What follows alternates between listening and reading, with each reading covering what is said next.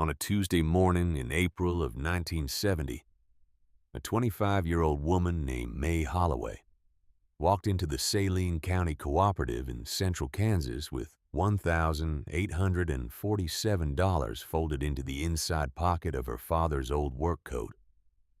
She walked past the bulletin board with its yellow notices about fertilizer prices and combine auctions, past the men sitting on stacked sacks of seed corn, drinking coffee from paper cups. And she set her hand on the counter and waited for Clyde Bremer to look up from his ledger. Clyde was a man who had managed the co-op for 19 years. He had known May's father since the both of them were boys breaking sod on the same section of Saline County dirt. He had carried Walter Holloway's casket out of the Lutheran church just 10 weeks earlier with his own two hands.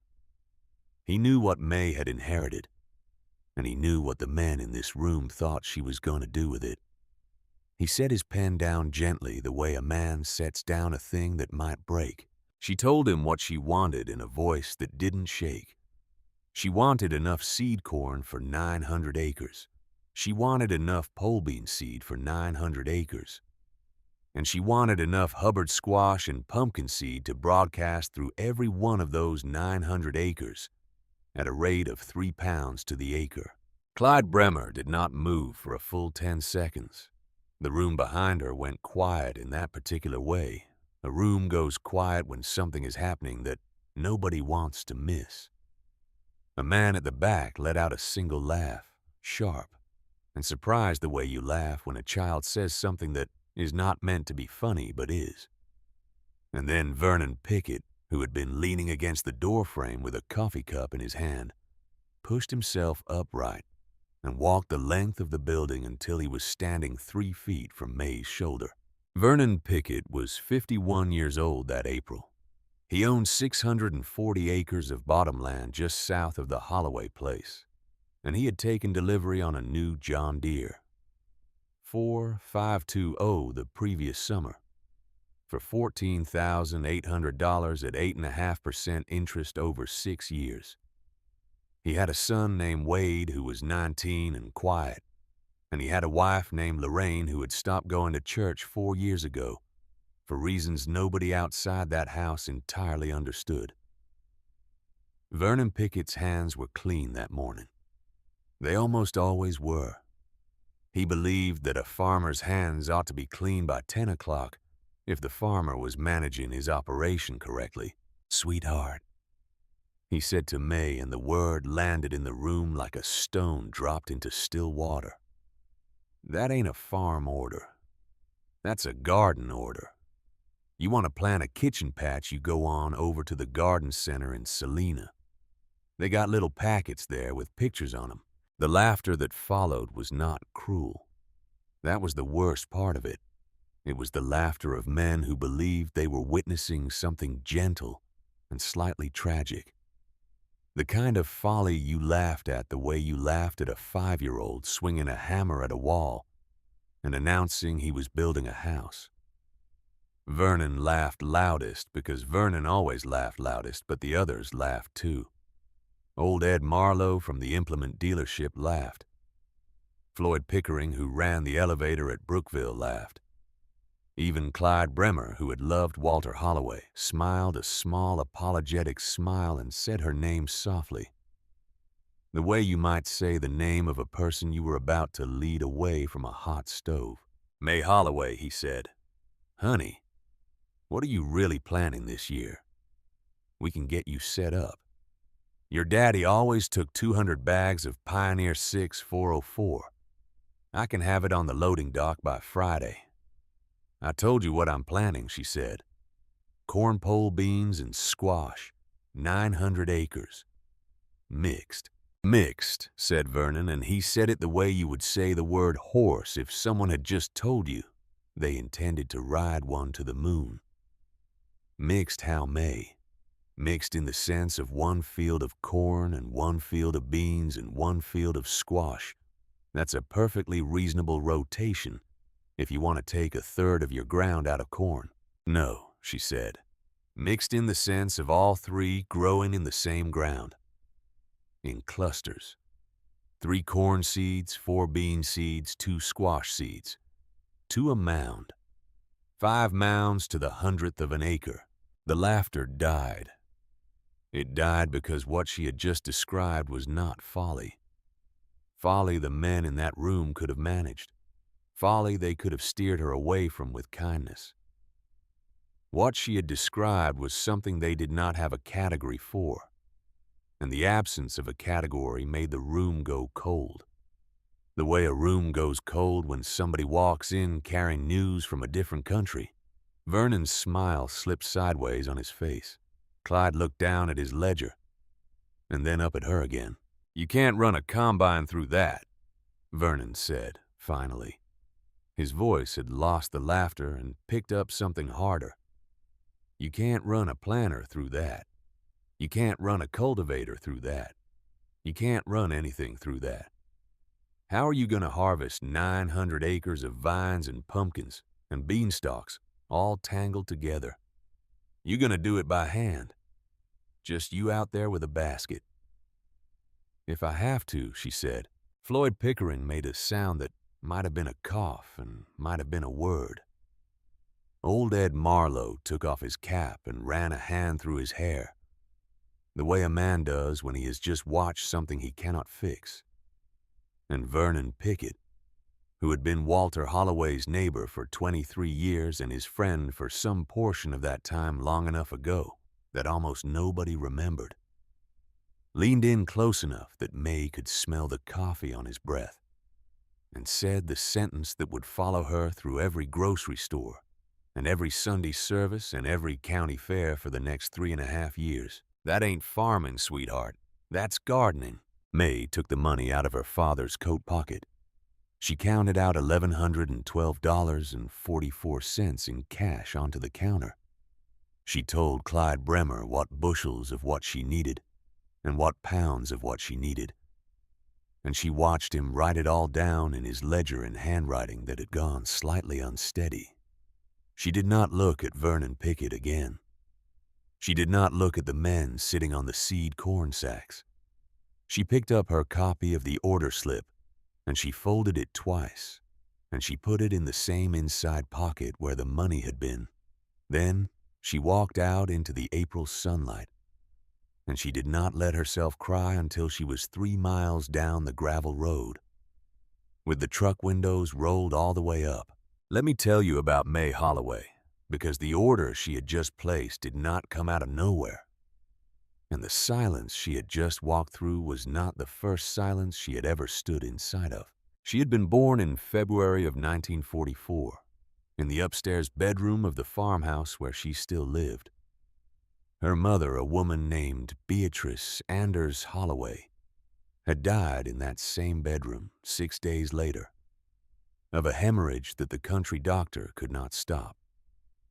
Walter Holloway had buried his wife on a Tuesday in a corner of the Lutheran cemetery where the ground had to be broken with a pickaxe because the frost was still in it. And then he had gone home and lifted his 6-day-old daughter out of the cradle his wife's hands had touched, and he had raised that child alone for 25 years. He had not remarried. He had not even courted. There had been a Lutheran widow named Estelle who had brought casseroles for the better part of 1949 and had finally given up when it became clear that Walter Holloway was not a man you could reach across a kitchen table. He had farmed his 900 acres in the conventional way, the way his neighbors farmed, the way the Extension Service told him to farm. He had grown wheat and corn and milo and soybeans. He had bought a John Deere 730 in 1959 and a 4020 in 1965, and he had paid both of them off in cash because he did not believe in carrying debt past the harvest that paid for it. He had been, by every external measure, a perfectly ordinary Saline County farmer, but in the bottom drawer of the roll-top desk in his office behind a stack of canceled checks, going back to the Eisenhower administration, he had kept 3 leather-bound journals that nobody, not even his daughter, had ever seen him open.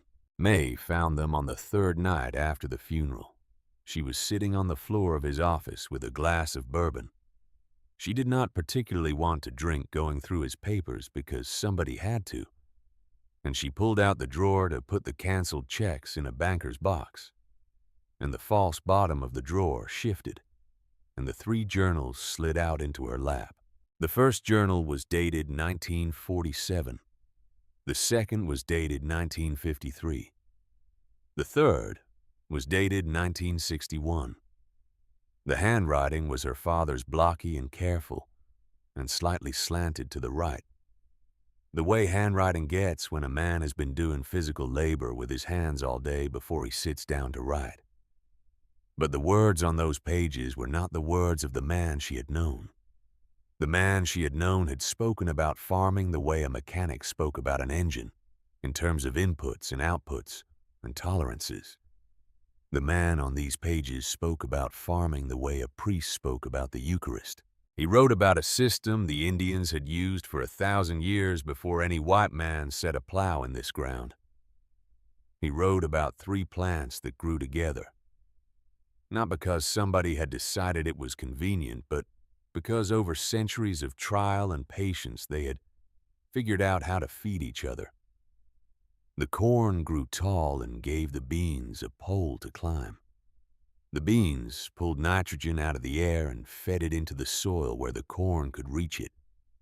The squash, with its enormous flat leaves, covered the ground between the mounds and held the moisture in and shaded out the weeds, and its prickly vines kept the raccoons and the deer from coming in to steal the ears. He had read about this system in a book by a professor named Hartwell at Cornell University, a book published in 1903 that he had ordered through the Interlibrary Loan Service in Topeka, and that had taken 9 weeks to arrive. He had copied long passages from that book into the first journal in 1947. He had drawn diagrams. He had calculated yields. He had estimated that on his particular soil with his particular rainfall, the system would produce slightly less corn per acre than monoculture, but would also produce a bean crop and a squash crop on the same ground, and would build organic matter at a rate of 0.4% per year, which over 20 years would transform the soil from a depleted growing medium into something the old-timers used to call living earth. And then in the second journal, in the spring of 1953, he had written one sentence that stopped May's breath in her throat. "I waited too long. Don't make my mistake." The sentence was not addressed to anyone. There was no name above it and no name below it. It was just sitting there, in the middle of a page like a stone somebody had set down and walked away from. And then in handwriting that was different. Smaller, neater, with a slight backward slant that May had never seen before. There were 3 lines underneath her father's that he had clearly copied from somewhere else. "These are not my words. These are Beatrice's words. I am only the hand that copies them because I never had the courage to plant them, and I could not bear to let them die with her." May sat on the floor of her father's office at 1 a.m. with the bourbon untouched beside her, and she read those 4 lines 6 times in a row. And then she put the journal down very carefully on the floorboards, and she pressed both her palms flat against the wood, and she breathed in and out for what felt like a long time. Her mother had died when she was 6 days old. She had no memory of her mother's face, except from the wedding photograph on the mantelpiece. She had no memory of her mother's voice. She had grown up believing her mother was a kind, ordinary Lutheran farm wife from Pennsylvania who had married a Kansas farmer and come west with him in 1942 and had died too young of a complication that nobody in 1944 could have prevented. She had not known her mother had been a reader. She had not known her mother had been a thinker. She had not known her mother had carried an idea about how 3 plants might grow together in a Kansas field. An idea that had come down through some quiet chain of women and books and patience, and that her father, who had loved that woman more than he had loved anything else in this life, including possibly his own daughter, had carried that idea inside himself for 26 years like a stone in a coat pocket, because he had not been brave enough to plant it, and he had not been willing to throw it away. Now let me pause here and ask you something. Have you ever opened a drawer in a house where someone has just died and found a thing that completely rewrites the story of the person you thought you knew? Have you ever sat on a floor at 1 in the morning and understood suddenly and irrevocably that the man or the woman who raised you had been carrying a private grief or a private dream for so long that it had shaped every silent dinner you ever ate with them? That is the room May Holloway was sitting in. That is the weight she was holding in her hands when she made the decision that the men at the co-op were laughing about 3 days later. She was not going to sell. She was going to plant 900 acres of the system her mother had imagined and her father had hidden. And she was going to do it on the strength of $2,000 and her father's old 4020, and an idea she had not yet fully understood. The week after the co-op, she drove into Salina to see Harold Crane at the Saline County Farmers Bank. Harold Crane was a man of 58 with iron-gray hair combed straight back from a high forehead and a face that had not changed expression in any photograph May had ever seen of him. He had handled Walter Holloway's operating loan for 14 years. He had handled the land note before that. He sat behind a walnut desk with his hands folded in front of him, and he listened to May explain what she intended to do, and he did not interrupt her once. When she was finished, he was quiet for a long moment. Then he opened a manila folder on his desk, and he turned it so she could read it. It was Walter Holloway's loan history. Every renewal, every payment, every balance. At the bottom, there was a notation in Harold Crane's own hand dated 3 weeks before her father's death. The notation said, "Extend operating line at standard rate, sound borrower 23rd consecutive year, no concerns. Miss Holloway," Harold Crane said. His voice was not unkind. It was something colder than unkind. It was the voice of a man who had decided before she walked through his door exactly what he was going to say to her, and was now saying it. Your father was the most reliable agricultural borrower in this bank's portfolio. In 23 years, he never missed a payment. He never asked for an extension. He never carried his operating note past the 1st of November. The bank trusted him absolutely. I trusted him absolutely. "I'm not him," May said. "No," said Harold Crane. "You are not. And what you have just described to me is not a farm plan. It is a fantasy. It is a fantasy based on the writings of, what did you say, a professor at Cornell from 1903. We do not extend operating credit on the basis of fantasies, Miss Holloway. We extend operating credit on the basis of proven yields, established markets, and conventional practice, none of which you have just described." He closed the folder. He folded his hands again. "I will, however, do something for you out of respect for your father's memory.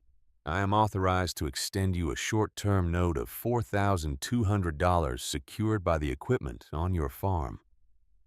That will cover seed fuel and minimal incidentals through the growing season. It will not cover hired labor. It will not cover fertilizer at conventional rates. It will not cover crop insurance. If you fail, which I expect you will lose the equipment, but not the land. The land you may then sell to a competent operator, which I would strongly advise you to do at the earliest opportunity. Vernon Pickett has already inquired. He is prepared to offer $190 per acre, which is generous given the condition of your father's stand of fence." May looked at him for a long moment. She thought about the 4 lines in her father's handwriting at 1 in the morning. She thought about her mother, whose face she did not remember. She thought about the bottom drawer of the roll-top desk and the stone her father had carried for 26 years. "I'll take the 4,200, she said. Harold Crane slid a promissory note across the desk. She signed it. She walked out of the bank with the carbon copy folded into the same inside pocket of her father's coat where her order slip had ridden the week before. She got back in the truck. She drove the 34 miles home in silence with the radio off. And then on the morning of April the 27th, 3 days after she signed the loan, a man she had never seen before pulled up the long gravel drive of the Holloway place in a 1968 Buick Electra and stepped out wearing a gray suit and carrying a leather briefcase. And he asked her if she was Walter Holloway's daughter and if he could come in and have a conversation about a matter that he believed she was not aware of. His name was Lloyd Banfield. He was an attorney from Wichita. He had represented May's uncle, Raymond Holloway, who lived in Wichita and ran a hardware store there, and whom May had not seen in 11 years since the Christmas of 1959, when Raymond and Walter had quarreled at the kitchen table about something nobody else in the family had ever been told about. Raymond was Walter's younger brother by 6 years. He had not come to Walter's funeral. He had not sent flowers. May had assumed that whatever had broken between her father and her uncle had never been mended, and that she would simply never see Raymond again. She had been wrong. Lloyd Banfield sat at her kitchen table and accepted a cup of coffee. He did not drink, and he set a folder on the table between them, and he opened it, and he turned the top document so she could read it. It was a promissory note dated October the 11th, 1959. It was for the sum of $11,000. It was signed by Walter Holloway. The collateral named in the note was the south 320 acres of the Holloway farm, the section that ran along the creek with the best soil her father had owned. The lender of record was Raymond Holloway, and there was a clause in paragraph 9 written in language that May had to read 3 times before she understood that said the note would come due in full on the death of the borrower, or upon the death of the borrower's spouse, if the borrower predeceased the spouse, whichever came first. Walter had not made a payment on that note since 1962. 8 years of accrued interest at 6% had brought the balance to $17,412. Raymond Holloway, through Lloyd Banfield, was now formally calling the note. May could not breathe for a moment. She had not known. She had not known about the note. She had not known about the quarrel. She had not known that the south 320 acres, the part of her father's land she had walked every spring of her childhood, the bottom land where she had watched her father stand in the corn at sunset with his hands in his pockets, and a look on his face she had never been able to read, was not entirely his to give. "There is a provision," Mr. Banfield said quietly. His voice was not unkind either. He looked like a man who had delivered this kind of news before and did not enjoy it. "Your uncle has authorized me to offer you a period of 4 years from the date of your father's death, in which to repay the principal and accrued interest in full. If you do so, the south 320 acres remain yours with title clear. If you do not, the south 320 acres revert to your uncle, who has indicated he intends to sell them to Vernon Pickett, whose offer of $210 per acre is on file with this office." He paused. "I will tell you, Miss Holloway, off the record. Your uncle did not want to do this. He sat in my office for an hour before he authorized me to draw the papers. He said your father had broken a promise to him in 1962 that he never repaired. He said he had waited 8 years for your father to call him and apologize, and your father never did.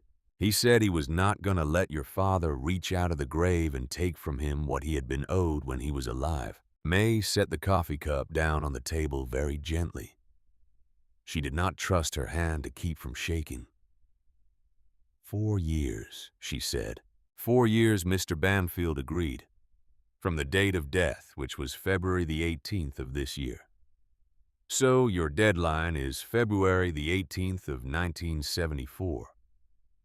If on that date the $17,412 plus any further accrued interest is not paid in full, to my office the south 320 acres passed to your uncle. I am required to inform you that no extensions will be granted. He looked at her with something that might have been pity and might have been respect. I'm sorry, Miss Holloway. I told him this was a hard thing to do to a young woman who had just lost her father. He said he had been a young man who lost his brother 11 years ago and had been told to make peace with it, and that he saw no reason his niece should be granted what was denied to him. Mr. Banfield left. The Buick disappeared down the gravel drive. May sat at the kitchen table for 2 hours without moving. The coffee in her cup went cold. The April sun moved across the linoleum floor. She thought about her father standing in the bottomland at sunset, with his hands in his pockets and a look on his face she had never understood. And she understood now that he had been looking at a piece of ground that he had borrowed money against in 1959, for a reason he had never explained to his daughter, and that he had carried that debt and that silence into his grave. Because Walter Holloway had been a man who could not bring himself to say, "I'm sorry" to his own brother. Across a kitchen table for 11 years, she did not cry. She did not curse her father. She did not curse her uncle. She picked up the coffee cup and she carried it to the sink, and she rinsed it, and she set it upside down on the drain board, the way her father had always set his cup, upside down on the drain board. And then she walked out to the barn, and she pulled the canvas tarp off her father's old 4020, and she climbed up into the cab, and she sat there for a long time with her hands on the wheel. She had $2,000 in cash, $4,200 from the bank, 900 acres of cropland, an old tractor, a planter that was going to need to be modified by hand to drop 3 different kinds of seed into the same mound, and a deadline of 46 months. To produce enough cash from a farming system that no white farmer in Saline County had used in living memory, to pay off a debt she had not known existed yesterday morning. Have you ever been handed in the space of 3 weeks a set of facts so heavy that you would have been entitled to lay down underneath them and stop? Have you ever had every reasonable person in your life telling you the smart thing to do, the kind thing to do? The thing your dead father would have wanted you to do was to sign the papers and walk away. That was the position May Holloway was sitting in on the afternoon of April the 27th, 1970, with both her palms on the steering wheel of a tractor older than she was, and the smell of diesel and old hay in her nose, and the sound of meadowlarks coming through the open barn door. She climbed down out of the cab. She walked back to the house. She went into her father's office.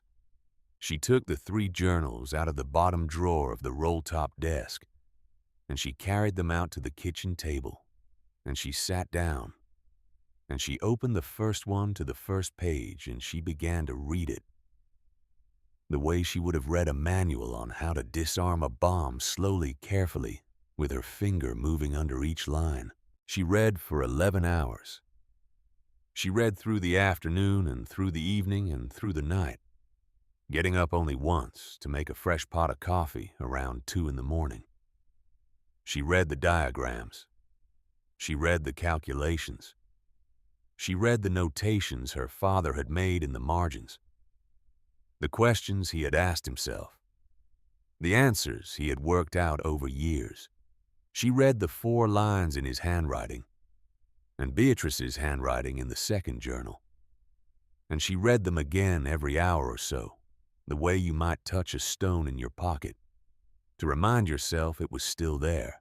By the time the sun came up on the morning of April the 28th, she had a plan. She would plant the system on all 900 acres in mounds, spaced 4 feet apart in rows 8 feet apart. She would modify the 4-0-2-0 and the old planter to drop the seed in clusters. She would broadcast the squash by hand if she had to. She would walk every row herself in the first season, because nobody else in Saline County would help her, and she could not afford to hire anyone anyway. She would build the soil in the first year and the second year, and she would accept that the first 2 yields would be modest, because she was farming on tired ground that had been beaten by 20 years of monoculture corn. By the 3rd year, the soil would have begun to remember itself. By the 4th year, if the weather did not destroy her, she would have enough corn and beans and squash on 900 acres to pay off Harold Crane's note and Raymond Holloway's note, and have enough left to put in winter wheat as a cover crop. By the 5th year, she would be out of debt entirely. It was not a plan that allowed for a single bad harvest. It was not a plan that allowed for a single broken transmission, or a single drought month, or a single hailstorm. It was a plan that required 4 consecutive seasons of small, steady, invisible success in a county where everybody she knew was going to be watching her and waiting for her to fail. She put the journals back in the roll-top desk. She washed the coffee pot. She put on her father's coat and her father's boots, and she walked out to the barn at 6 in the morning, and she started taking the seed plates off the planter so she could begin the modification. By the end of that first week, she had blistered both her palms and burned the back of her right hand on the welding torch and broken the small bone in her left ring finger, trying to seat a flange that was a 16th of an inch out of true. She kept working. She had to. The ground was ready, and the calendar did not stop for a young woman with a broken finger and a planter that would not feed. She got the planter into the field on the morning of May the 9th. She drove the 4-0-2-0 down the long row in the east section, with the modified planter dropping its 3 kinds of seed into the prepared mounds, and she watched over her shoulder as she went to make sure the system was feeding correctly. And on the second pass, her right rear tire blew out on a piece of rusted barbed wire she had not seen in the dirt, and she sat down on the running board of the tractor, and she laughed until she cried, because at least the laughter was hers, and nobody else in Saline County could hear it. She was changing the tire by herself an hour later when she looked up and saw a pickup truck stopped on the section road a quarter mile away. There was a young man standing beside it. He was not moving. He was not waving. He was just standing there with one boot on the running board of his truck, watching her. She recognized him after a moment. It was Wade Pickett, Vernon's boy. 19 years old that spring, tall and quiet, the kind of boy who in another family would have gone off to the state college, but in his family was being groomed to take over the 640 acres in the new John Deere 4520 and the loan that came with it. He watched her work for maybe 4 full minutes. He did not come down to help. He did not call out. And then very deliberately he raised his hand off the door of the truck, and he held it up in the air for a moment, with his palm flat, the way a man tips his hat when he does not have a hat to tip. And then he got back in the truck, and he drove away, and he did not tell his father what he had seen, and he did not tell anybody else either. And May Holloway finished changing her own tire under a Kansas sky that was the color of a clean blue eggshell, and she got back up into the cab of her father's tractor, and she kept planting. Let me tell you what 3 years of being the joke of an entire county does to a woman who has already lost everything once. May Holloway planted her first crop of mixed corn and beans and squash on the 9th of May, 1970, and she finished planting on the 23rd of May, 14 days of working from before sunrise to after dark, by herself, with a modified planter that broke down on average every other day. She lost a tooth in the second week, not from a punch, from clenching her jaw so hard at 1 in the morning while she was trying to seat a chain link that she cracked a molar straight down the root. She drove herself to the dentist in Salina the next afternoon with a rag pressed against her cheek, and she paid $64 in cash for the extraction, and she was back in the field by sundown. The crop came up in clusters the way her father's diagrams had promised. The corn rose, first slender pale green shoots in mounds of 3. The beans came up 2 days later and began their long, patient climb up the corn stalks. The squash sprawled out across the bare earth between the mounds, with leaves the size of a dinner plate. From the air, if anyone had been flying over the Holloway place that June, the field would have looked like a vast green quilt sewn by an unsteady hand. Nothing like the geometric perfection of Vernon Pickett's 640 acres of John Deere hybrid corn just over the section line. The first yield in October of 1970 was 32 bushels of corn per acre. Vernon's came in at 78. The bean yield was respectable. The squash yield was respectable. But the system as a whole on tired ground in its first year did not produce anything close to what a healthy monoculture of corn was producing on the next farm over. And May knew it before she even hooked up the wagon. She harvested by hand for the first 20 acres, walking the rows, with a 5-gallon bucket on her hip, snapping ears off the stalks one at a time. Then she figured out a way to rig a header onto the 4020 that could pull the corn and let the beans and squash fall in windrows behind her for separate harvest. It worked. It worked badly, but it worked. She sold what she could. She paid Harold Crane $890 against the operating note. She had $14 in her checking account on the 15th of November, and she had to choose between paying the electric bill and buying a sack of flour. And she paid the electric bill, and she made do with the flour she already had until December, when she sold the last of the squash to a man in Topeka who ran a Mennonite grocery and who paid her fair money and asked no questions about why a young white woman was selling him 3 tons of Hubbard squash out of the back of a 1962 Ford pickup. She got through the winter on stored squash and dried beans, and the deer her father had hunted in November frozen in the chest freezer in the basement. She did not turn the heat above 54 degrees.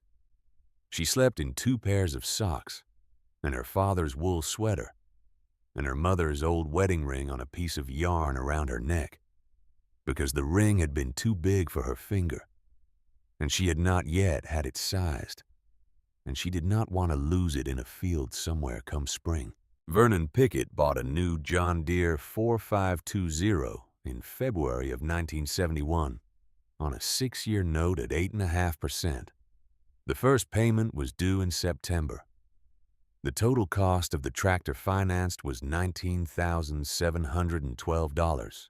Lloyd Banfield in Wichita sent May a polite letter on the 14th of February, the 3rd anniversary of her father's death, reminding her that the deadline for the $17,400 note to Raymond Holloway was now 36 months away. She kept planting.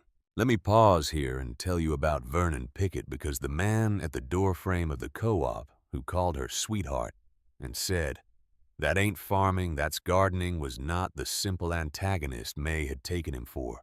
Vernon Pickett was carrying a thing inside himself that he had not spoken aloud to anyone in 23 years.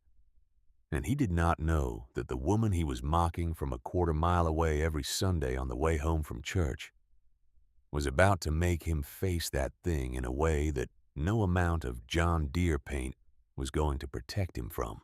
In the summer of 1947, Vernon Pickett had been 28 years old, and Walter Holloway had been 32, and the two of them had been the closest thing either man had to a best friend.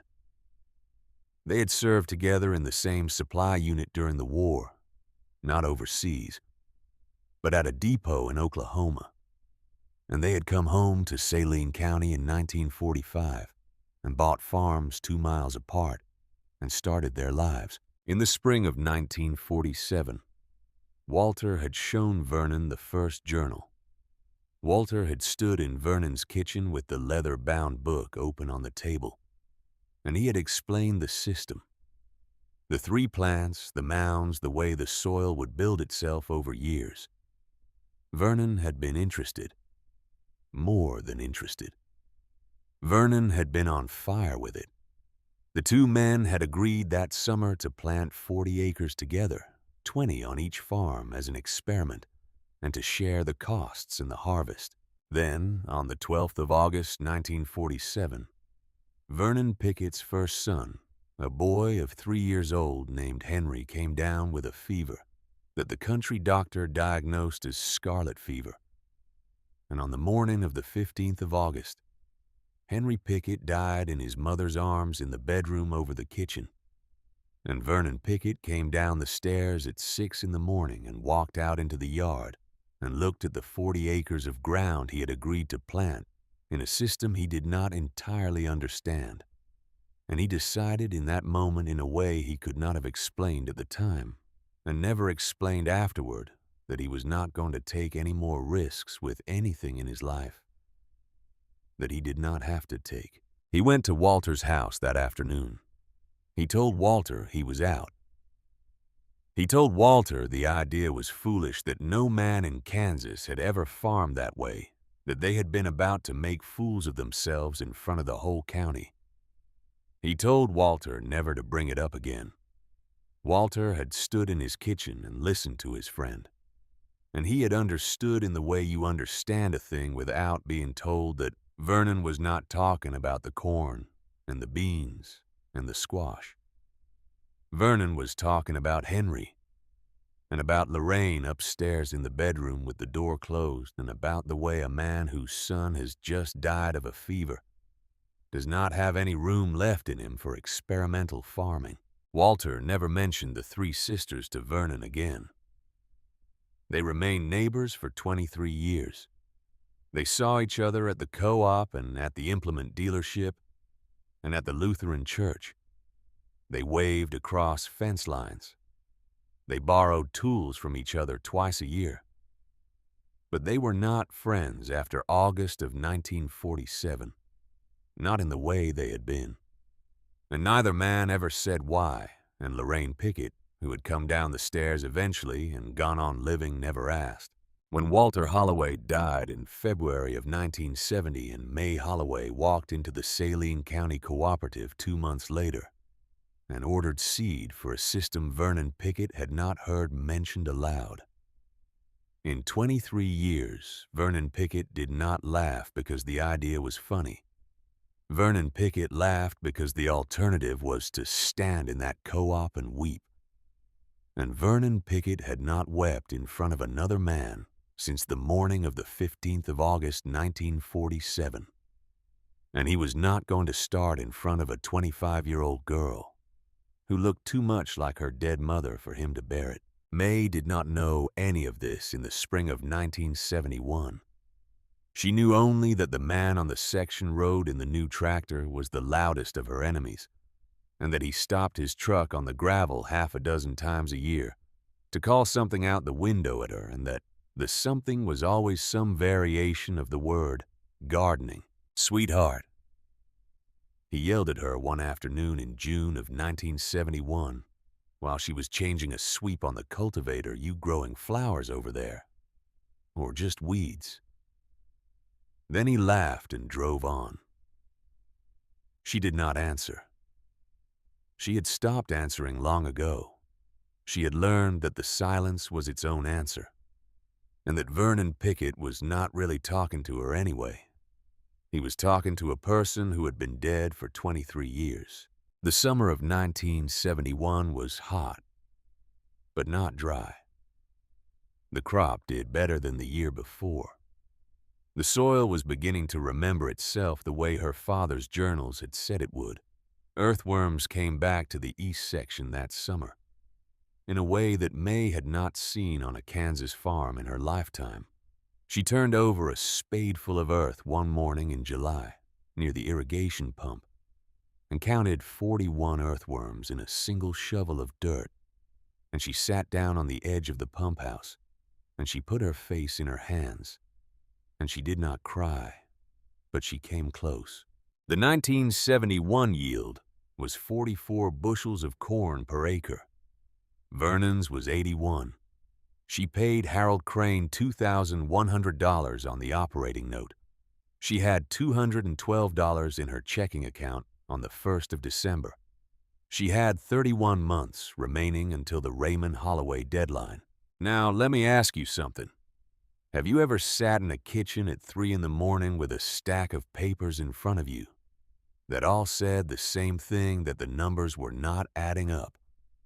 That no matter how you turned them, they did not add up, and that the calendar was moving and you were not? Have you ever come within an inch of giving up? Not because the work was too hard, but because you could not see anywhere on any horizon the moment at which the work would begin to pay back what it was costing you.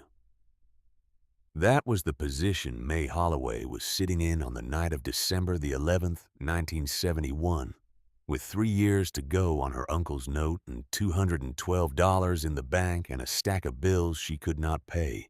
She got in her truck the next morning at 9 o'clock. She drove the 2 miles south down the gravel road. She turned into Vernon Pickett's drive. She sat in the truck at the end of his drive with the engine off for 23 minutes. By the clock on the dashboard, looking at the white farmhouse with its green shutters and the new tractor parked in the equipment shed. And she had the deed to 900 acres of Saline County dirt in her coat pocket and a pen in her glove compartment. And she had made up her mind to sign. She did not sign. At minute 24, she turned the key, and she put the truck in reverse, and she backed all the way down the drive without ever knocking on the door, and she drove home. And she did not tell anyone in this world that she had done it, and she did not write it down in any journal, and she carried the memory of those 23 minutes for the rest of her life, as a thing she had survived without anyone else ever knowing she had been close to not surviving it. She went back to the field on the morning of December the 13th, and she began the winter's work of preparing the equipment for the 1972 planting. The 1972 yield was 51 bushels of corn per acre. Vernon's was 84. She paid Harold Crane $3,400 on the operating note. She had $450 left at year end. She had 19 months remaining on the Raymond Holloway note. In April of 1973, before planting, she found a letter folded into the back cover of the third journal. A letter she had read past a dozen times because the cover had been stiff, and she had not realized there was anything tucked behind the lining. The letter was dated March the 2nd, 1947, and it was from her father to her mother, who had been dead 3 years by then. It was the kind of letter a man writes to a dead wife when he cannot stop talking to her, even though he knows she is not going to write back. He wrote to her about Vernon Pickett. He wrote to her about the 40 acres they were going to plant together. He wrote to her about the way Vernon's face had lit up when he had explained the system. The way Vernon had said, "Maybe this is the thing that changes everything." The way the two of them had stood in Vernon's kitchen and felt for the first time in their lives that they were about to do something that mattered. He wrote that he wished his bee could see it. that he wished she had lived to plant the seed she had read about in that Cornell book and copied out into the journal in her neat backward slanted hand. And then at the bottom of the letter, in a hand that was steadier than the rest, he had written, "I will plant it next year, B. I promise you, next year." There was no follow-up letter. There was no entry in the second journal explaining what had happened. There was only the date on the letter, March the 2nd, 1947, and the date on the entry in the second journal, where her father wrote, "I waited too long, don't make my mistake," which was March the 2nd, 1953, 6 years to the day. Walter Holloway had sat down at his kitchen table on the 6th anniversary of writing that letter to his dead wife, and he had broken his promise to her in writing. And May Holloway, sitting at the same kitchen table 20 years later, finally understood why. Henry Pickett had died on the 15th of August, 1947.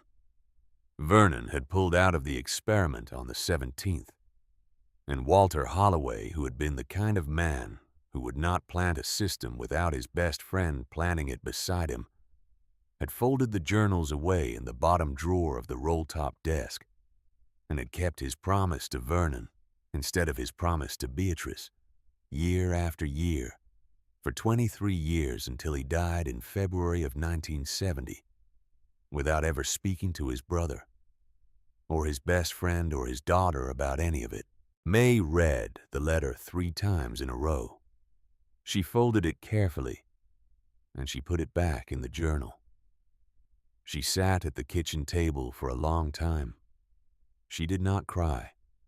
She had not cried over her father in some time. But she understood now in a way she had not understood before, that the work she was doing in the field was not for her father, and it was not for her mother, and it was not even for herself. It was for a promise her father had broken in 1947, because a child had died and a friendship had ended, and the only person left to keep that promise was her, and she had 2.5 growing seasons left to keep it, before her uncle's lawyer came to take the south 320 acres. She planted the 1973 crop in the second week of May. The corn came up. The beans came up. The squash came up. By the first week of June, the field looked the way the field always looked. A green quilt sewn by an unsteady hand, with the broad squash leaves spreading across the dark earth between the mounds. And then in the third week of June, the rain stopped. It did not stop the way rain sometimes stops, with a dry week followed by a thunderstorm. It stopped completely. The clouds came up from the southwest, and they ran across the sky, and they passed over Saline County, and they dropped their water on Nebraska or Missouri or Iowa, and not a drop fell on Kansas. The first dry week was nothing. Farmers complained at the co-op the way farmers complain. The second dry week was worse. The third dry week, with temperatures running above 98 every day, and a hot wind coming out of the southwest that did not stop blowing, was when the men at the co-op stopped complaining and started talking quietly to each other in corners. By the middle of July, the state declared a drought. By the end of July, the state declared a disaster. The corn in Vernon Pickett's fields, planted shoulder to shoulder, in the conventional fashion, with the bare ground between the rows exposed to the sun, and the wind began to turn the color of old straw. The leaves curled inward. The tassels dried up before they could pollinate. The ears that did form on the stalks were no bigger than a man's thumb. Vernon Pickett stood at the edge of his east field on the 17th of August, 1973, the 26th anniversary of his son Henry's death, and he watched a hot wind lift the topsoil off his ground in brown ribbons and carry it east toward Missouri. And he did not say a word. On the Holloway place 2 miles north, the corn was still standing. The corn was not thriving the way it had been thriving in the wet years, but it was standing. The bean vines were green. The squash leaves, those enormous flat leaves that her father had written about in his journals as the third sister. The protector had spread across the ground between the mounds in a continuous canopy that shaded the soil and held the moisture against evaporation. The temperature of the dirt under those squash leaves when May checked it with a thermometer her father had used for canning was 67 degrees in the middle of the afternoon. The temperature of the bare dirt in Vernon's field half a mile away was 111. The farms began to die that August. They died in a sequence that everyone in Saline County could read like a calendar. Old Ed Marlowe lost his crop in the first week. Floyd Pickering lost his in the second. By the last week of August, the Stevens place was foreclosed. By the second week of September, the Bradford brothers had sold their dairy herd at 18 cents a pound, when the going rate was 42 cents. Pickup trucks began to appear in farmyards with for sale signs taped to the windshields. The grain elevators stopped buying because there was nothing coming in to buy. Harold Crane drove out to the Holloway farm on the 29th of August. He came alone. He drove a 1969 Oldsmobile that was not the bank's car, but his own. He pulled up the long gravel drive at 3 in the afternoon and he got out of the car. And he stood for a long moment looking at the field east of the driveway. The field of mounded corn and beans and squash. The green island in the brown sea. May came out of the barn. She had grease on both hands. She wiped them on her jeans and she walked over to him and she waited. Harold Crane did not say what she expected him to say. He did not say that he was checking on the operating note. He did not say that he was here on bank business. He stood beside his Oldsmobile and he took off his hat, and his iron gray hair, which May had only ever seen combed straight back, was sticking up at the back where he had been driving with the window down. "Miss Holloway," he said. His voice was not the banker's voice. It was the voice of a man who had not slept well in some weeks. The bank's agricultural portfolio is $2.3 million. As of this morning, the bank's agricultural portfolio is delinquent at a rate of 71%. He paused. The bank's board has scheduled a meeting for the 15th of September. There is a question of whether the bank will continue to exist past the first of the year. May did not say anything. She waited. "My wife," he said. He stopped. He started again. "My wife was diagnosed in March. The hospital in Salina referred us to a specialist in Kansas City. The specialist confirmed it in May. We have been driving up there every other week since." He paused again. "I am telling you this because I have not told it to anyone else, and because I need to tell it to someone today, and the only person I can think of to tell it to is the woman whose father's loan I would have called in this summer, if her father had still been alive. And I would have called it in for the same reason I am about to lose my own job and my own house, which is that I did not understand until this summer what I was looking at." He turned and he looked at her field again. He looked at it for a long time. "How did you know?" he said. "I didn't," she said. "My father knew, and my mother knew before him. I just planted what they wrote down." Harold Crane bent down. The man who had sat behind a walnut desk with his hands folded for 20 years bent down at the edge of May Holloway's field, and he picked up a clod of dirt from under one of the squash leaves, and he held it in his palm. The dirt was dark.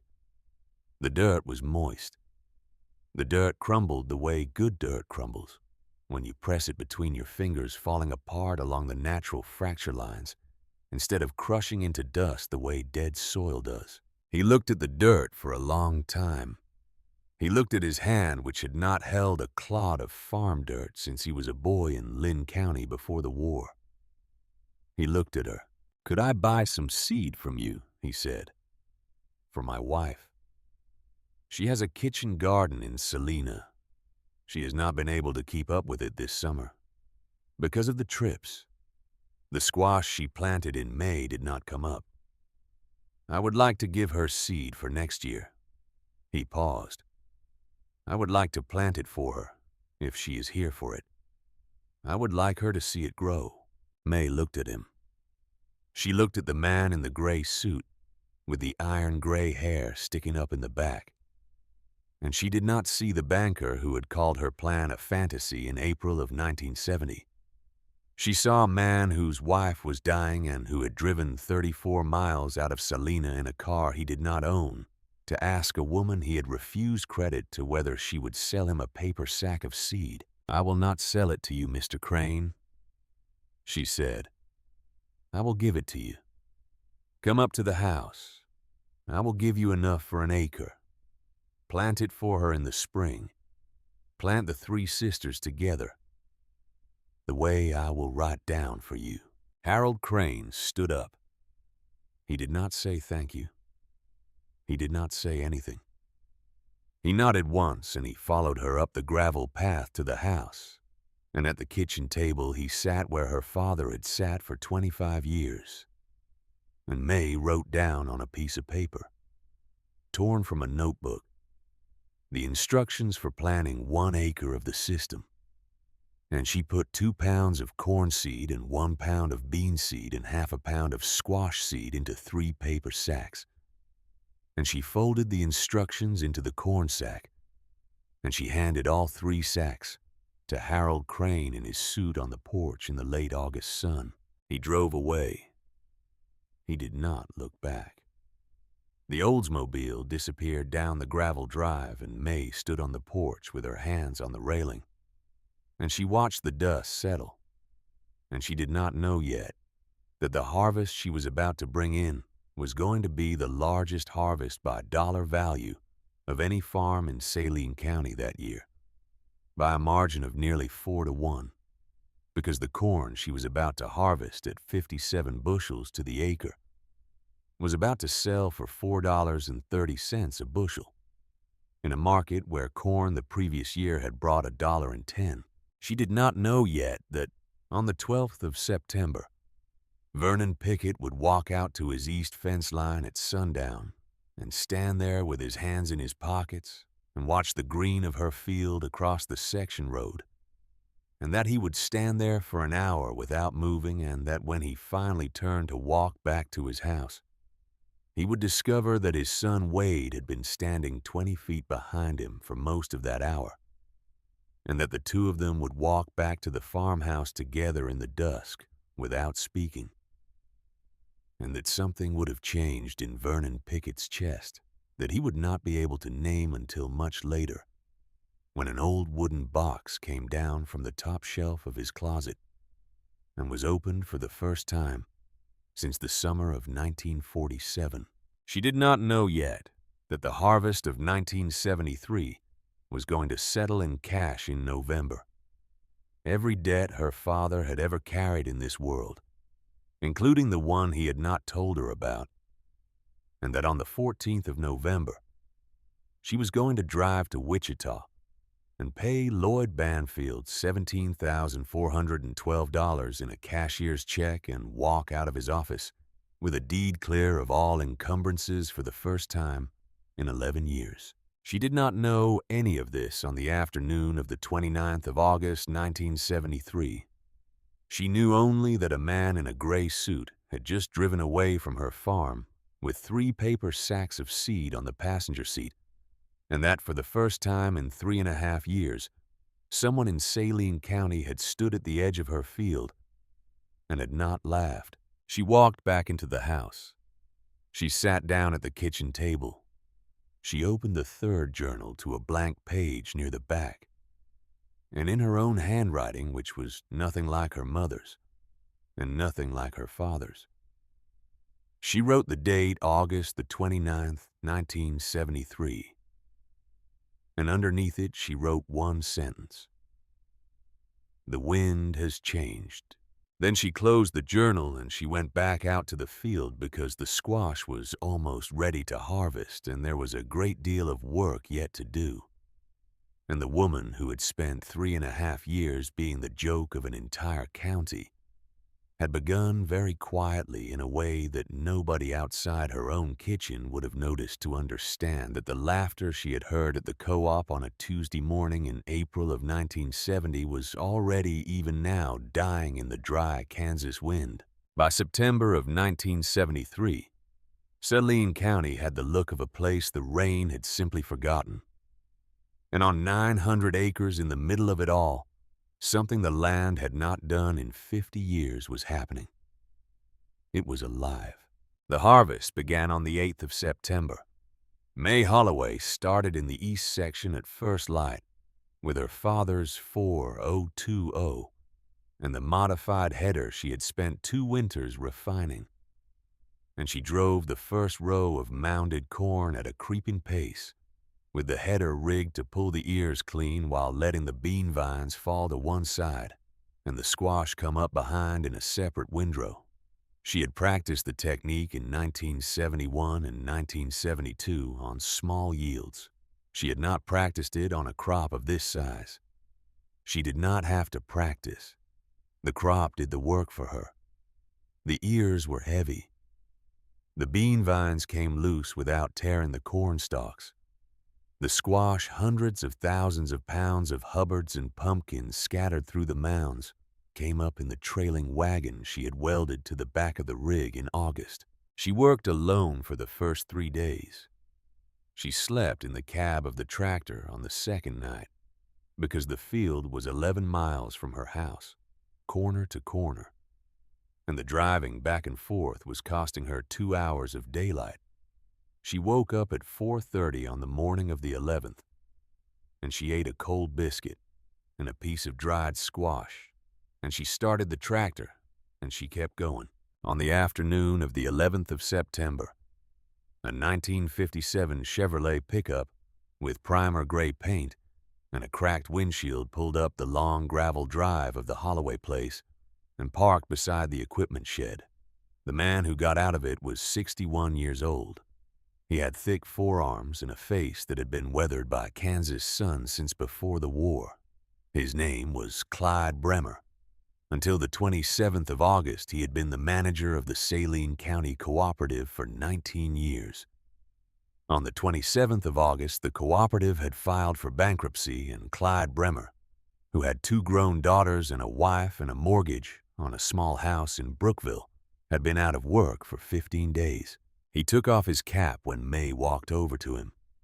He held it in both hands in front of his belt, the way a man holds a hat at a funeral.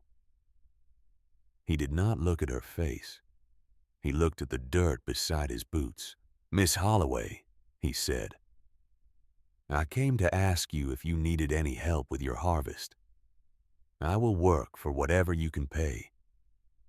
I will work for nothing if I have to. I just need to be in a field with my hands on something for a while." May looked at him for a long moment. She remembered the morning at the co-op 3.5 years before.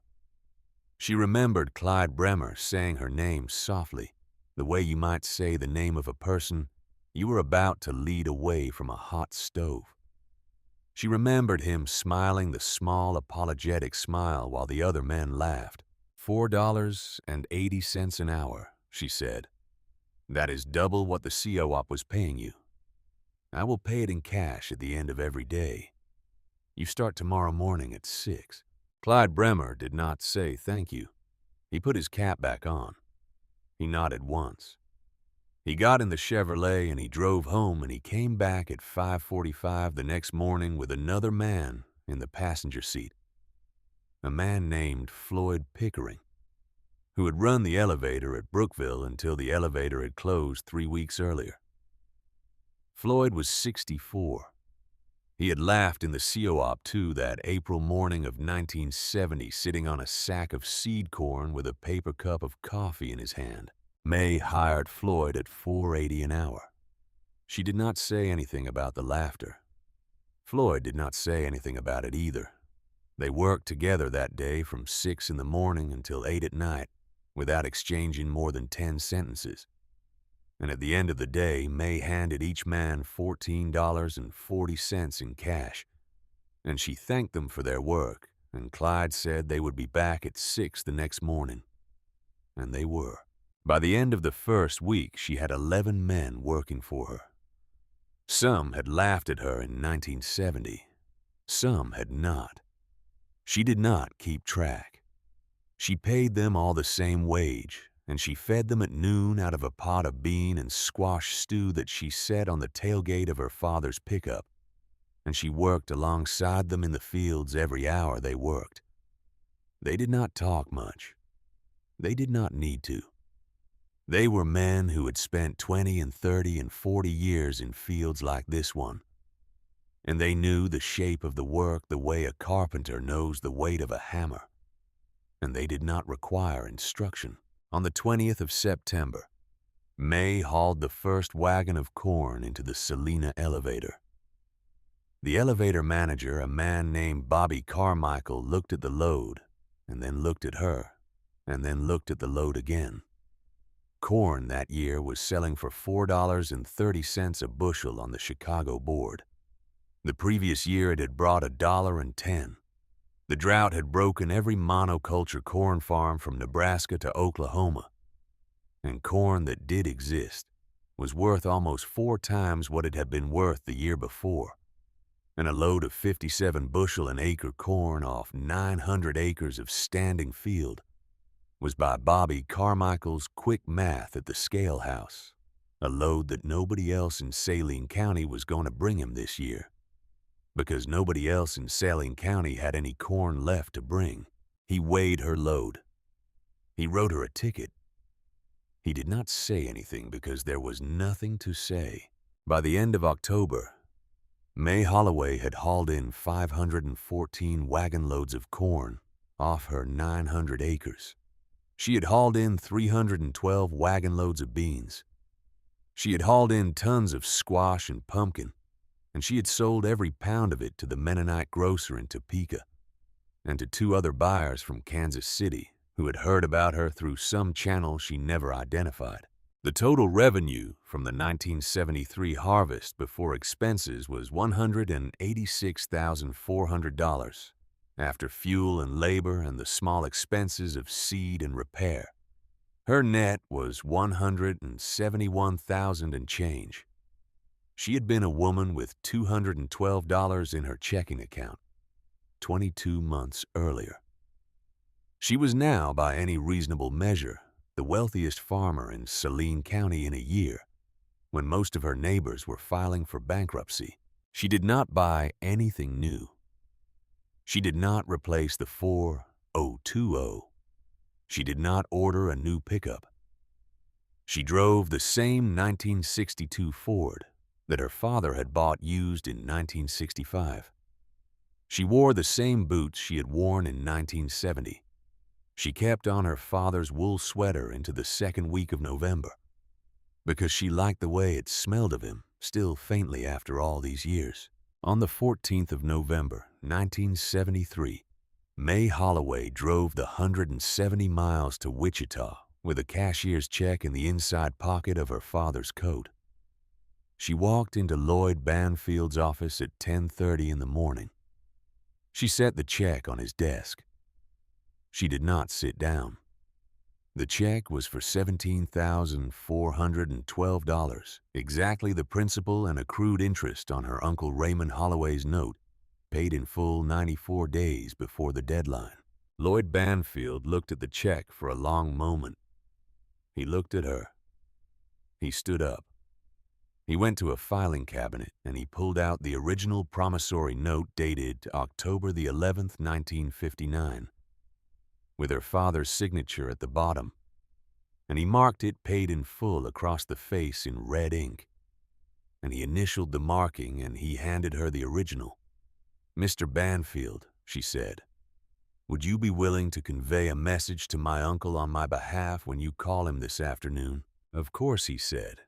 "Tell him she said that I have paid the note." Tell him that the South 320 acres are clear. Tell him that my father owed him an apology that he was never able to give. Tell him that I cannot give that apology on my father's behalf because it was not mine to give. Tell him that the door of my house is open to him any Sunday afternoon for as long as I live in it. Tell him that I will not write to him, and I will not call him because the next move in this is his and not mine." Lloyd Banfield wrote down the message in his neat lawyer's hand on a yellow legal pad. He looked up at her when he was finished. "That is a generous message, Miss Holloway. Your father did not raise a small woman. He raised me," she said. "That is all I know about it." She drove home. She did not stop for lunch. She got back to the farm at 4 in the afternoon, and she put the original note in the bottom drawer of the roll-top desk beside the 3 leather-bound journals. And she did not look at it again for a long time. On the 18th of November, the Saline County Farmers Bank held an emergency meeting of its board of directors and voted by a margin of 7-2 to suspend lending operations effective the 1st of January 1974. And to begin orderly liquidation of its loan portfolio. Harold Crane was offered a severance equal to 4 months of his salary and asked to remain in his position through the closing in order to manage the transition. He accepted. On the 23rd of November, his wife, whose name was Eleanor, and whom he had been driving to Kansas City every other week since May was admitted to the Sisters of Charity Hospital in Kansas City, she did not come home. She died on the 8th of December, 1973, with her husband at her bedside, and she was buried in the Lutheran Cemetery in Salina on the 11th. May Holloway sent a wreath of dried squash blossoms and bean vines and corn tassels made by her own hand to the funeral. She did not attend. She did not know Eleanor Crane, and she did not want to intrude. Harold Crane sent her a handwritten note 3 weeks later on the 3rd of January, thanking her for the wreath, and saying that his wife had asked on her last clear afternoon whether the woman who had given him the seed had had a good harvest, and that he had been able to answer yes, and that his wife had smiled at the news and had said, "Good, that is good," and had not spoken much after that. Harold Crane and May Holloway exchanged Christmas cards every year for the next 11 years. The cards were never long. May said Merry Christmas and signed her name. Harold said the same. He moved to Topeka in the spring of 1974 to live near his daughter. He never came back to a farm field. But every fall on or about the 1st of October, May sent him a wooden crate by mail containing a Hubbard squash and a half bushel of pole beans and a paper sack of cornmeal ground from her own crop. And Harold sent her a small jar of his daughter's apple preserves at Christmas. And that was the entirety of the correspondence between them for the rest of Harold Crane's life.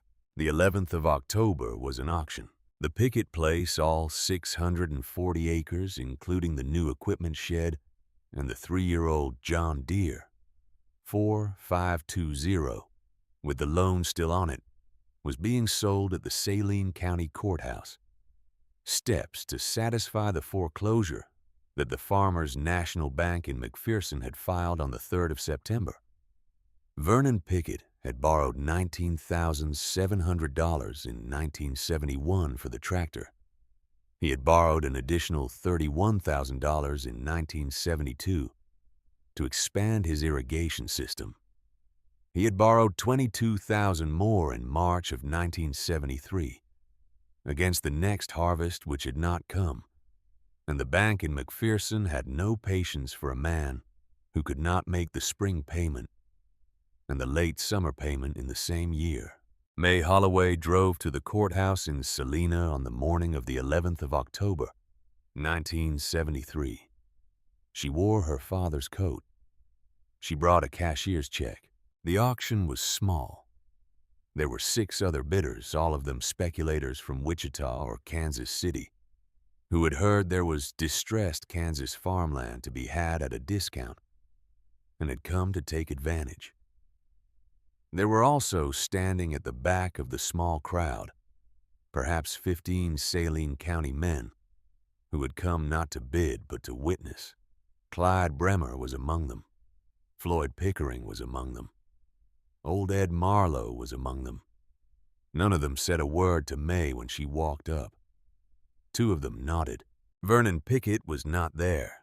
His son Wade was there, standing at the very back, 22 years old that fall in a coat too thin for the weather. Wade did not look at May either. He looked at the courthouse steps. The bidding opened on 220 acres of the south parcel at $70 an acre. The Wichita speculators bid against each other. The price climbed to 110. May stepped in at 120. The bidding went up to 179. May went to 180. There was a long silence. The auctioneer called for another bid. None came. The parcel went to May at $180 an acre. She bought the second parcel, 160 acres of mixed bottomland and pasture, at $172 an acre. She bought the equipment shed and the John Deere 4520 at $27,000, which was less than half of what Vernon had owed on it. She did not bid on the remaining 260 acres, the parcel that included the farmhouse and the home quarter. And that parcel went to a speculator from Kansas City for $94 an acre. With the verbal understanding communicated through the auctioneer at May's request, before bidding began that Vernon and Lorraine Pickett would be permitted to remain in the farmhouse rent-free for as long as they lived. May paid for everything in a single cashier's check for $57,480. She walked off the courthouse steps. Wade Pickett was standing at the curb. She walked past him without speaking. He fell into step beside her for 10 paces before she stopped and turned to him. "Tomorrow morning," she said. "Saturday, 8 o'clock. You come up to my house. You come up the front drive in the daylight. You come up the front steps. You knock on the front door. You and I will sit at the kitchen table and we will have coffee. And before you and I have any conversation about anything else, you will tell your father where you are going." "I will," he said. His voice was not steady. "I will, ma'am." "Don't ma'am me," she said. "I am 5 years older than you. Call me May. And tell your father that I do not require him to come with you. I require only that he know." She walked to her truck. She drove home.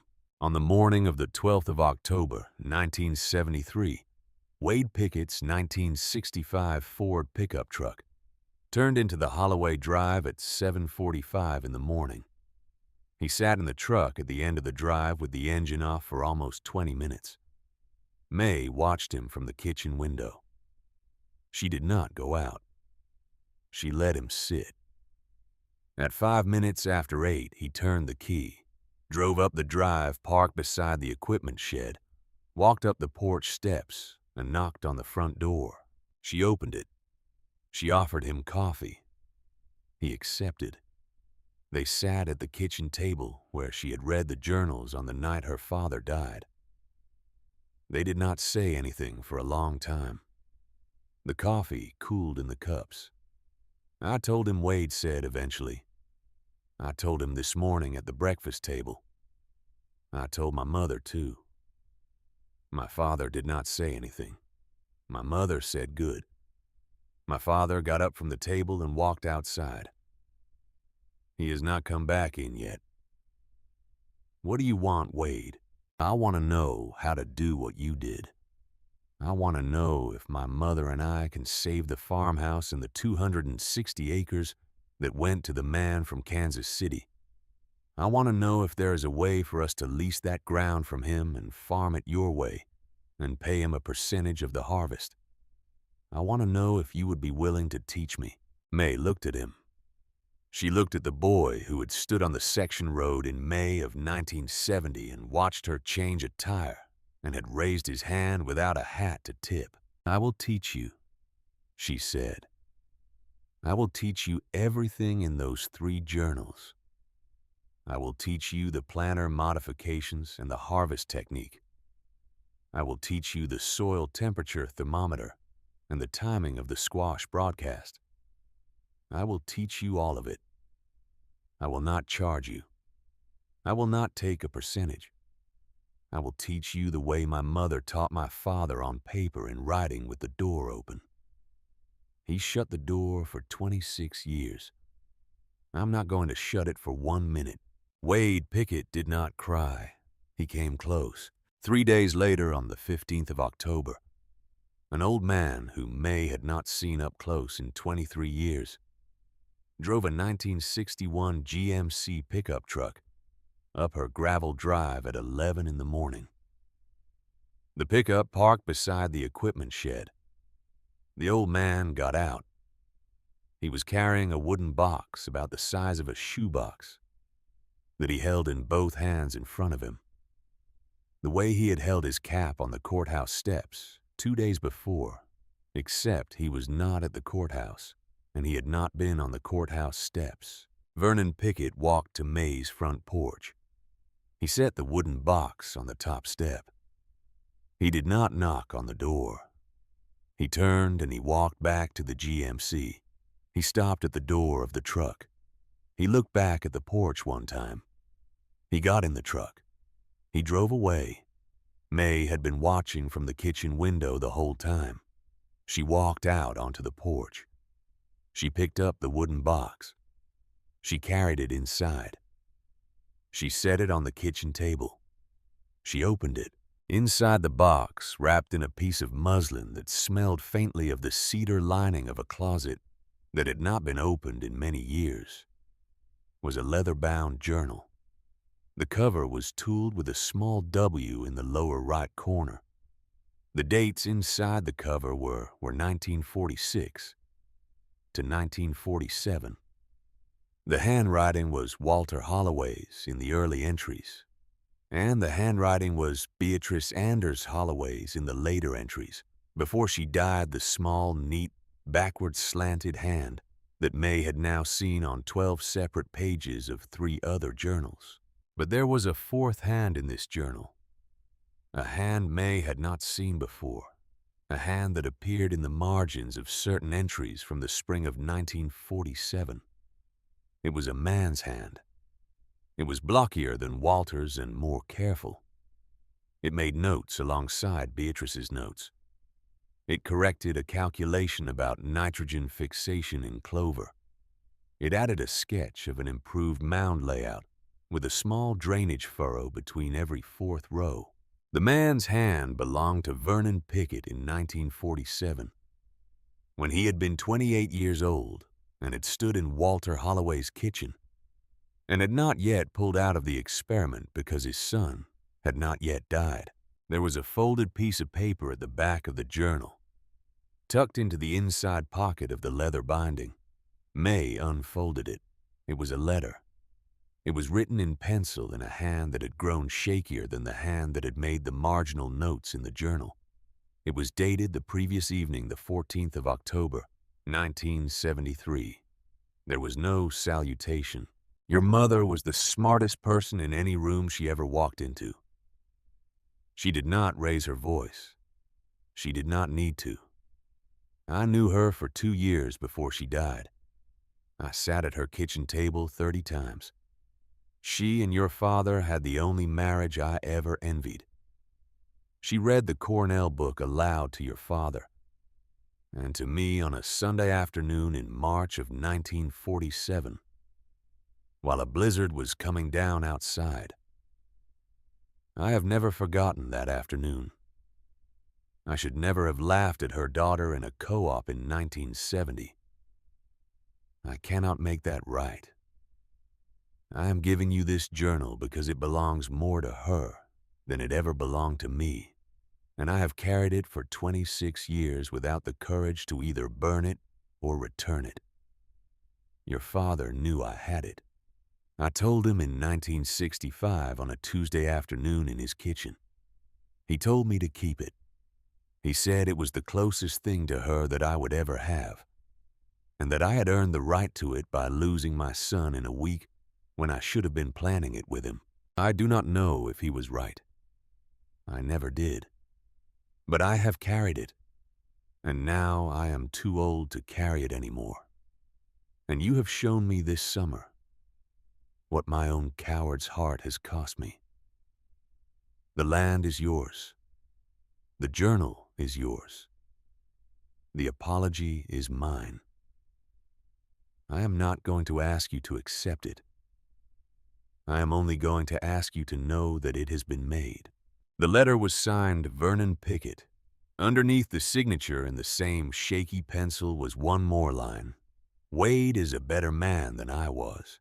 Teach him everything. May sat at the kitchen table with the journal open in front of her, and the letter beside it for a long time. She did not cry. She had not cried over Vernon Pickett not once in 3.5 years, and she was not going to start now. Late that afternoon, she walked out to the south fence line, the line that ran along the section road where Vernon Pickett had stopped his truck on 100 Sundays to call out the word gardening. She stood at the fence with her hands on the top wire. She looked across the road at the 260 acres that Vernon and Lorraine Pickett still lived on the home quarter with the white farmhouse and the green shutters. There was smoke coming out of the chimney, even though it was October. She did not wave. She did not call out. She stood at the fence for 10 minutes. Then she walked back to her house.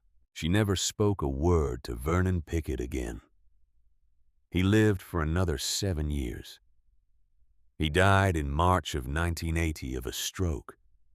He was buried in the Lutheran cemetery 6 rows from May's father and 4 rows from his own son Henry.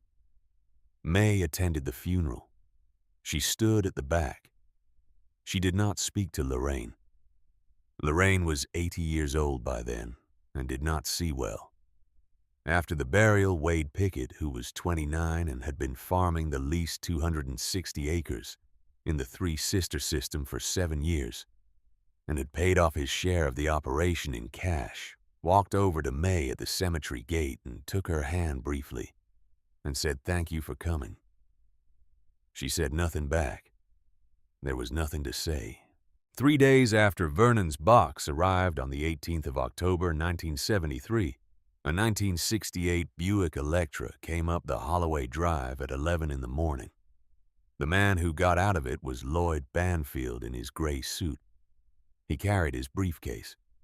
He was followed up the porch steps by another man, a man May had not seen since she was 14 years old. A man who was now 64, with thin gray hair and the same blue eyes as her father. Raymond Holloway did not say anything when May opened the door. Neither did she. She stepped aside. She let him in. She let Lloyd Banfield in behind him. They sat at the kitchen table. She made coffee. Raymond looked at her across the table. He looked at the cup in his hands. He looked at Lloyd. He looked at May again.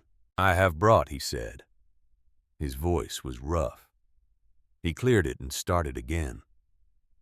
"I have brought my lawyer with me today so that I can sign over to you in his presence the recorded interest I have in the south 320 acres of your father's farm. The note has been paid. I have no legal claim, but I had myself recorded as a beneficiary on the original 1959 deed for reasons that seemed important to me at the time and that I no longer remember. Mr. Banfield has prepared a quitclaim. I am going to sign it. He is going to record it. By Monday morning, your title will be clean of everything I ever touched." He paused. "I did not come here to apologize, May. I came here because the message you sent me on the 14th of November was a generous message, and the only response a man with any pride left can make to a generous message is to be generous in return. The apology I owe your father is not one I can give him now. The apology I owe you is not one I am qualified to give. I've spent 11 years being right about a small thing and wrong about a large one, and I am too old to fix that now. But the door of my house in Wichita is also open to you any Sunday afternoon for as long as I live in it. I will not write to you. I will not call you. The next move in this is yours, as I understand the next move in this between brothers was always going to be your father's. And never was. May looked at him for a long time. He had her father's eyes. He had her father's jawline. He had the same way of holding a coffee cup 3 fingers around the body, and the thumb hooked through the handle that her father had had for 67 years. I will come for Christmas dinner, she said. This year. I will come this year. After that, we will see. Raymond Holloway nodded. He did not smile. He did not cry. He signed the quitclaim. He left. The years that followed were not the years of triumph that the men sitting on the seed corn sacks at the Saline County Cooperative had once chuckled about in a different language. They were quieter than that. May bought another 400 acres of failing monoculture ground in 1974, and another 600 in 1976, and she converted all of it over 15 years to the Three Sister system. She hired the men of Saline County to work it. She paid them fair wages. She fed them at noon. She did not give speeches. She did not sit for interviews when the Agricultural Extension Office from Kansas State eventually sent a graduate student in 1981 to study what she was doing. She let the graduate student walk her fields and ask her questions, and she answered the questions in single sentences when she answered them at all. And the graduate student left after 3 days with a notebook full of measurements and a long conversation with a woman who was by then in her late 30s and looked like nobody on this earth except her father. She married a man named Theo Harlan in 1979. He was a county agronomist who had grown up in Nebraska and had come to Saline County to work for the Extension Office in 1975, and had spent 4 years finding reasons to drive past the Holloway place before he found the nerve to stop. He proposed at a fence line. She accepted at the same fence line. They were married at the Lutheran Church in Salina by the same pastor who had buried her father in 1970 and who would bury her Uncle Raymond in 1986. They had one daughter born in 1982, whom they named Beatrice Ann Harlan, and who grew up walking the rows of the farm her great-grandmother had imagined in a book she had read aloud to 2 men in a Kansas farmhouse during a snowstorm in 1947.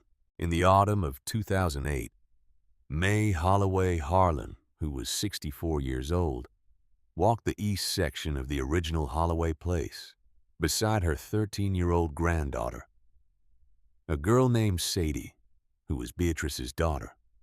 The land was deep and dark and alive. There were earthworms in every spadeful. There were monarchs in the milkweed at the field edges. There was a granary on the south corner that had been built in 1986 to hold the harvest of 1,400 acres of corn and beans and squash. And there was a small white farmhouse 2 miles down the road where Wade Pickett, who was 56 and had never married, still farmed the original picket ground in the original way, and still came up the gravel drive every other Sunday for coffee. May walked her granddaughter to the roll-top desk in the office that had been her father's. She opened the bottom drawer. She lifted out 4 leather-bound journals. The first 3 were the ones her father had hidden for 23 years. The 4th was the one Vernon Pickett had carried for 26. She placed all 4 in her granddaughter's hands. "Grandma," the girl said, "what is the secret? How did you do it when everyone else failed?" May looked out the window at the fields. The light was the long gold light of late afternoon. The corn was already cut. The bean vines were down. The squash had been gathered into the granary. The land was breathing the slow breath of ground that has been worked correctly for 40 years, and that no longer requires anyone to argue with it. They told me a girl couldn't run 900 acres, child, she said. And they were right. A girl can. Nobody can. The land runs itself if you let it remember who it belongs to. And it never belonged to us. It only belonged to your great-grandmother whose name was Beatrice, and who read a book in 1947 and wrote down in her own hand the way 3 plants might grow together. And now it belongs to you if you decide to take it, and to the granddaughters you may have one day if they decide to take it from you. She closed her granddaughter's hands around the journals. The water doesn't disappear, she said. It just goes somewhere else. Your job is to figure out where it went. That is the only sentence I will ever ask you to remember. Your grandfather, Walter, told me that he never said it. He copied it down from your great-grandmother. I have said it now to you, and it will be true after I'm gone, and after you are gone, and after the last farmhouse on this section road has fallen down. The land remembers. That is the whole secret. The land remembers if you give it the chance. The girl stood in the office holding the 4 leather-bound journals. The sun came through the west window and lit the dust in the air. From a long way off across the field, the sound of a tractor moved in the slow, patient rhythm of a man who had been driving a tractor across that ground for 35 years. The land remembers. That was the whole secret. And the woman who had bought $1,112 of seed at the Saline County Cooperative on a Tuesday morning in April of 1970, while every man in the room laughed at her, had spent the rest of her life proving it 1 quiet acre at a time, until the laughter that had once filled that co-op was as gone from this world as the men who had laughed it.